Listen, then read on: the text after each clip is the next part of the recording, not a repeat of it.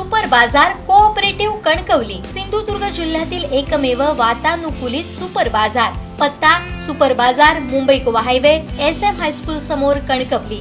आपल्या अतूट विश्वासामुळेच आम्ही 25व्या वर्षात पदार्पण करतोय। गतवर्षी जिल्हा नियोजन मधून प्राप्त झालेला परंतु अखर्चित राहिलेला निधी पशुवैद्यकीय दवाखान्यांमधील खुर्च्या आणि अन्य फर्निचर खरेदीसाठी खर्च करण्याचा प्रस्ताव सभागृहात मांडण्यात आला।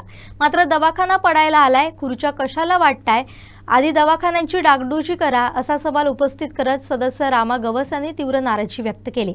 जिल्हा परिषद पशुसंवर्धन आणि दुग्धशाळा समितीची मासिक सभा सभापती तथा जिल्हा परिषद उपाध्यक्ष तुकाराम उर्फ दादासाई यांच्या अध्यक्षतेखाली पार पडली। यावेळी समिती सचिव तथा पशुसंवर्धन अधिकारी डॉक्टर बोलिलकर, सदस्य गणेश राणे, संतोष पारकर, शीतल दळवी, रामा गवस तसेच संबंधित अधिकारी उपस्थित होते। गतवर्षीचा सुमारे 15 लाख रुपयांचा निधी अखर्चित राहिल्याने तो चालू आर्थिक वर्षात खर्च करण्यास सभागृहाची मंजुरी घेण्यात आली। या निधीतून पशुवैद्यकीय दवाखान्यांसाठी फर्निचर खरेदी करण्याचा प्रस्ताव सभापती दादासाई यांनी मांडला।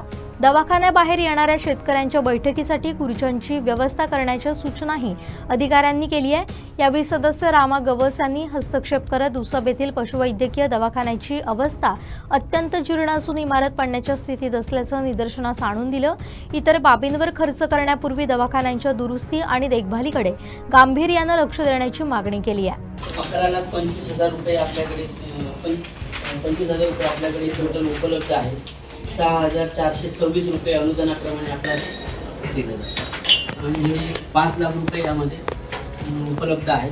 पण म्हैस किंवा गाय आणि गाभण किंवा भाकड ह्याच्यामध्ये आपण लाभार्थी एक्झॅक्टली फिक्स करू शकत नाही। त्या अनुदानामध्ये त्या गायीचा जो त्यावेळेचा स्टेटस आहे, भाकड असेल तर थोडं कमी राहते, गाभण असेल तर थोडं खाद्य जास्त राहणार, त्यामुळे कॉस्टिंग चेंज होत राहते। त्यामुळे कमी जास्त होत असल्यामुळे आपण एक्झॅक्टली लाभार्थी इथं निश्चित करू शकलेलो नाही। 5 लाखामध्ये साधारण आपण गेल्या वर्षीचा हे आहे 75 लाभार्थ्यांना आपण गेल्या वर्षी दिलेलं आहे।